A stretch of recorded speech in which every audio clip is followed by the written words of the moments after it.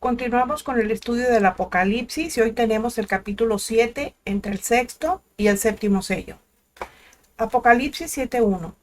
Después de esto vi a 4 ángeles en pie sobre los 4 ángulos de la tierra, que detenían los 4 vientos de la tierra para que no soplase viento alguno sobre la tierra, ni sobre el mar, ni sobre ningún árbol. Ante la destrucción ya anunciada que será llevada a cabo por los 4 jinetes y todos los demás juicios a lo largo de esos 7 años finales, en ese momento, 4 ángeles de Dios que tienen poder hacen que por un momento, por un instante, haya calma en la tierra con la finalidad de que se cumpla el propósito celestial. Evidentemente, los 4 vientos de los que habla el texto corresponden a los juicios de destrucción que vienen sobre la tierra, de los que habla el capítulo 6, versículos del 2 al 8, que dicen: y miré, y he aquí un caballo blanco, y el que lo montaba tenía un arco, y le fue dada una corona, y salió venciendo y para vencer. Cuando abrió el segundo sello, oí al segundo ser viviente que decía: ven y mira. Y salió otro caballo bermejo, y al que lo montaba le fue dado poder de quitar de la tierra la paz, y que se matasen unos a otros, y se le dio una gran espada. Cuando abrió el tercer sello, oí al tercer ser viviente que decía: ven y mira. Y miré, y he aquí un caballo negro, y el que lo montaba tenía una balanza en la mano. Y oí una voz de en medio de los 4 seres vivientes que decía: 2 libras de trigo por un denario, y 6 libras de cebada por un denario, pero no dañes el aceite ni el vino. Cuando abrió el cuarto sello, oí la voz del cuarto ser viviente que decía: ven y mira. Miré, y he aquí un caballo amarillo, y el que lo montaba tenía por nombre Muerte, y el Hades le seguía. Y le fue dada potestad sobre la cuarta parte de la tierra para matar con espada, con hambre, con mortandad y con las fieras de la tierra. Apocalipsis 7:2. Vi también a otro ángel que subía de donde sale el sol y tenía el sello del Dios viviente, y clamó a gran voz a los 4 ángeles a quienes se les había dado el poder de hacer daño a la tierra y al mar. En ese momento, otro ángel también muy especial aparece en escena. Y ese ángel subía de la presencia de Cristo y llevaba en su mano el sello de Dios para sellar a todos los que debían de ser sellados. Dice: subía de donde sale el sol, es decir, subía del oriente, de donde se levanta el sol, y eso equivale a decir de donde viene la luz o la salvación, como nos enseña Isaías 9:2, que dice: el pueblo que andaba en tinieblas vio gran luz. Los que moraban en tierra de sombra de muerte, luz resplandeció sobre ellos. Y Lucas 1, 78 y 79, cuando nos dice: para dar luz a los que habitan en tinieblas y en sombra de muerte, para encaminar nuestros pies por camino de paz. Apocalipsis 7:3, diciendo: no hagáis daño a la tierra, ni al mar, ni a los árboles, hasta que hayamos sellado en su frente a los siervos de nuestro Dios. Los juicios se detienen por un momento, pero solamente el tiempo necesario para sellar en la frente a los siervos de Dios, porque ese sello iba a designar pertenencia, porque son sus siervos, pero también servía para proveerles protección sobrenatural. Dice Proverbios 12:21: ninguna adversidad acontecerá al justo, mas los impíos serán colmados de males. ¿Por qué? Porque los juicios son para los perversos, no son para los justos. Apocalipsis 7:4. Y oí el número de los sellados: 144,000 sellados de todas las tribus de los hijos de Israel. Los siervos de Dios sellados son 144,000, y son de las 12 tribus de los hijos de Israel, que representan al pueblo de Dios como ciudadanos del reino. Pero eso no significa que sean el total, que sean todos. Eso solamente es un número representativo. Por ese tiempo, pues la iglesia, que está compuesta por fieles judíos y gentiles, ya no está sobre la tierra. Apocalipsis 14:1 dice: y miré, y aquí un cordero estaba en pie sobre el monte de Sión, y con él 144,000 que tenían el nombre de su padre escrito en sus frentes. El número 12 representa al pueblo de Dios, que está compuesto por 12 tribus de Israel y 12 apóstoles. Por eso se usa el múltiplo de 12 multiplicado por 12,000, de donde resulta el 144,000. Bueno, esos 144,000 van a experimentar las palabras del Salmo 91:7, que dice: caerán a tu lado 1,000 y 10,000 a tu diestra, mas a ti no llegará. Y su preservación va a ser un testimonio del poder y la gracia de Dios sobre ellos.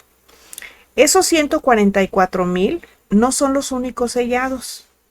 De hecho, la palabra nos enseña que todos los verdaderos creyentes ya hemos sido sellados cuando creímos en el Señor Jesucristo.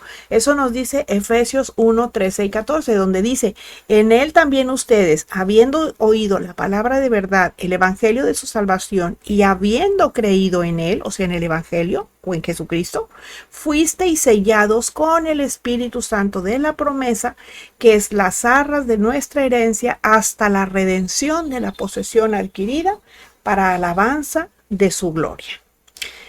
Existe precedente en la Escritura, y ese precedente lo vemos en Ezequiel 9, del 3 al 11, que dice: y la gloria del Dios de Israel se elevó de encima del querubín sobre el cual había estado al umbral de la casa, y llamó al varón vestido de lino que tenía a su cintura el tintero de escribano, y le dijo Jehová: pasa por en medio de la ciudad, por en medio de Jerusalén, y ponles una señal en la frente a los hombres que gimen y que claman a causa de todas las abominaciones que se hacen en medio de ella, o sea, en medio de la ciudad. Y a los otros dijo, oyéndolo yo: pasad por la ciudad en pos de él y matad. No perdone vuestro ojo ni tengáis misericordia. Matad a viejos, jóvenes y vírgenes, niños y mujeres, hasta que no quede ninguno. Pero a todo aquel sobre el cual hubiere señal, no os acercaréis, y comenzaréis por mi santuario. Comenzaron pues desde los varones ancianos que estaban delante del templo, y les dijo: contaminad la casa y llenad los atrios de muertos. Salid, y salieron y mataron en la ciudad. Aconteció que cuando ellos iban matando y quedé yo solo, me postré sobre mi rostro y clamé y dije: ah, Señor Jehová, ¿destruirás a todo el remanente de Israel derramando tu furor sobre Jerusalén? Y me dijo: la maldad de la casa de Israel y de Judá es grande sobremanera, pues la tierra está llena de sangre y la ciudad está llena de perversidad, porque han dicho: ha abandonado Jehová la tierra y Jehová no ve. Así pues haré yo: mi ojo no perdonará ni tendré misericordia. Haré recaer el camino de ellos sobre sus propias cabezas. Y aquí que el varón vestido de lino, que tenía el tintero a su cintura, respondió una palabra diciendo: he hecho conforme a todo lo que me mandaste. Ese es el antecedente. Y mientras la tierra, o sea, el planeta, se tambalea bajo las terribles cosas representadas por los 4 jinetes y que van a suceder, Dios estará llevando a cabo otro plan. Apocalipsis 7, del 5 al 8 dice: de la tribu de Judá 12,000 sellados, de la tribu de Rubén 12,000 sellados, de la tribu de Gad 12,000 sellados, de la tribu de Aser 12,000 sellados, de la tribu de Neftalí 12,000 sellados, de la tribu de Manasés 12,000 sellados, de la tribu de Simeón 12,000 sellados, de la tribu de Leví 12,000 sellados, de la tribu de Isaacar 12,000 sellados, de la tribu de Zabulón 12,000 sellados, de la tribu de José 12,000 sellados, de la tribu de Benjamín 12,000 sellados. 12,000 escogidos y sellados por cada una de las 12 tribus de Israel. O sea, son 12 tribus, y esas 12 tribus tienen a Judá a la cabeza. Pero ¿por qué Judá si Rubén fue el primogénito de Jacob? Bueno, porque Rubén fue desposeído de su primogenitura por haber pecado contra su padre. ¿Dónde vemos eso? Lo vemos en Génesis 49:4, cuando Jacob estaba por morir y les da a sus hijos la profecía y la bendición. Dice así: impetuoso como las aguas, no serás el principal, por cuanto subiste al lecho de tu padre, entonces te envileciste subiendo a mi estrado. Y entonces le fue dado el derecho de primogenitura a Judá, ahí mismo en Génesis 49, del 8 al 12, cuando le dice: Judá, te alabarán tus hermanos, tu mano en la cerviz de tus enemigos. Los hijos de tu padre se inclinarán a ti. Cachorro de león, Judá, de la presa subiste, hijo mío. Se encorvó, se echó como león. Así como león viejo, ¿quién lo despertará? No será quitado el cetro de Judá, ni el legislador de entre sus pies, hasta que venga Silo, y a él se congregarán los pueblos, atando a la vid su pollino y a la cepa el hijo de su asna. Lavó en el vino su vestido y en la sangre de uva su manto, sus ojos rojos del vino y sus dientes blancos de la leche. Jeremías 8:16 nos dice: desde Dan se oyó el bufido de sus caballos, al sonido de los relinchos de sus corceles tembló toda la tierra, y vinieron y devoraron la tierra y su abundancia, a la ciudad y a los moradores de ella. El anticristo es el destructor y va a salir de la tribu de Dan, que fue desechada por eso. Al escoger los 12,000 de cada tribu, su lugar fue tomado por Manasés, el hijo de José. Segundo de Reyes 17, del 9 al 12 nos dice: y los hijos de Israel hicieron secretamente cosas no rectas contra Jehová su Dios, edificándose lugares altos en todas sus ciudades, desde las torres de los atalayas hasta las ciudades fortificadas, y levantaron estatuas e imágenes de acera en todo collado alto y debajo de todo árbol frondoso, y quemaron allí incienso en todos los lugares altos, a la manera de las naciones que Jehová había traspuesto de delante de ellos, e hicieron cosas muy malas para provocar a ira a Jehová, y servían a los ídolos de los cuales Jehová les había dicho: vosotros no habéis de hacer esto. El hecho de que las 10 tribus del norte, excepto Judá y Benjamín, desaparecieran en los registros genealógicos a partir de la deportación a Siria, y que actualmente solo gente de Judá y parte de Leví pueda probar de modo totalmente fidedigno su ascendencia, no los excluye, o sea, de ser parte de las tribus. Y el hecho de que, aunque no lo sepan respecto de Israel, el Señor sí sabe quiénes son suyos. Y Él nos lo dice en 2 Timoteo 2:19, dice Pablo: pero el fundamento de Dios está firme, teniendo este sello: conoce el Señor a los que son suyos, y apártese de iniquidad todo aquel que invoca el nombre de Cristo. En otras palabras, hay muchos que son israelitas de las distintas tribus mencionadas y todavía no lo saben, pero el Señor sí lo sabe, porque para Él nada es oculto, nada es indiferente. Apocalipsis 7:9 dice: después de esto miré, y he aquí una gran multitud, la cual nadie podía contar, de todas naciones y tribus, pueblos y lenguas, que estaban delante del trono y en la presencia del Cordero, vestidos de ropas blancas y con palmas en las manos. Aquí Juan nos está narrando otro episodio y nos habla de otra multitud diferente a la anterior, por lo menos en 3 elementos. El primero es que era una incontable, era una gran multitud. Y esta multitud también son judíos que se encuentran en toda nación, tribu, pueblo y lengua. Recordemos que las tribus están dispersas por toda la tierra.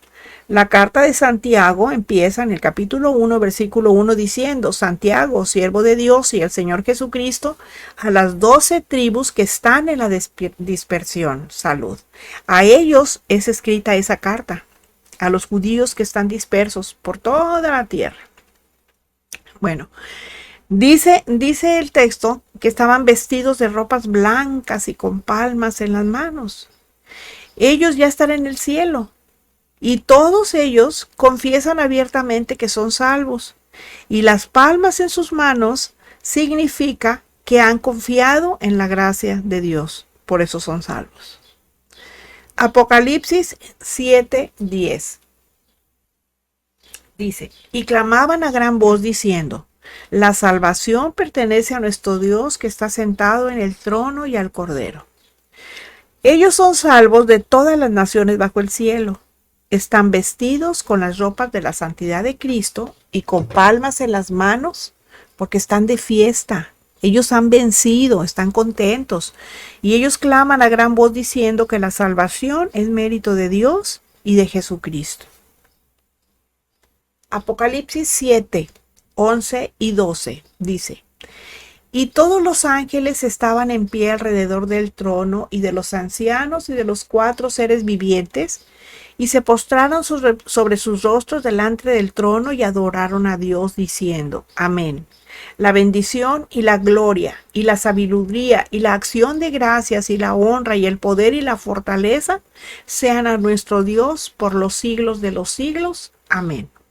Los ángeles, los ancianos del capítulo 4:4, que dicen, y alrededor del trono había 24 sillas, y vi sobre las sillas 24 ancianos sentados de ropas blancas y tenían sobre sus cabezas coronas de oro.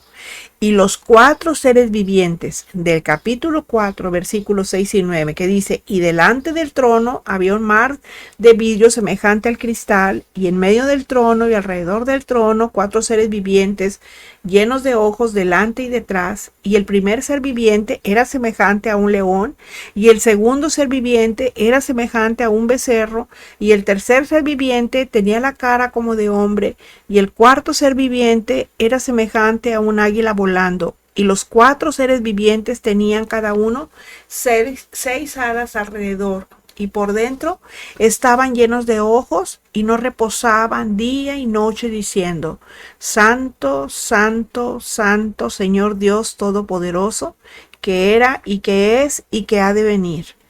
Y cuando aquellos seres vivientes dan gloria y honra, y gracias al que está sentado en el trono, al que vive para siempre jamás, se postran ante Dios y también le adoran, empezando con un grandioso amén, que ratifica la adoración de la multitud que es incontable, porque no se podía contar. Apocalipsis 7, 13 y 14 nos dice, entonces uno de los ancianos habló diciéndome, estos que están vestidos de ropas blancas, ¿quiénes son? ¿Y de dónde han venido? Yo le dije, Señor, tú lo sabes. Y él me dijo, estos son los que han salido de la gran tribulación y han lavado sus ropas y las han emblanquecido en la sangre del Cordero.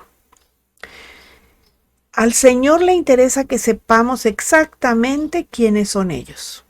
Cuando Juan le dice que es él quien lo sabe, el anciano responde a su misma pregunta y se dice a sí mismo, dice, estos son los que han salido de la gran tribulación.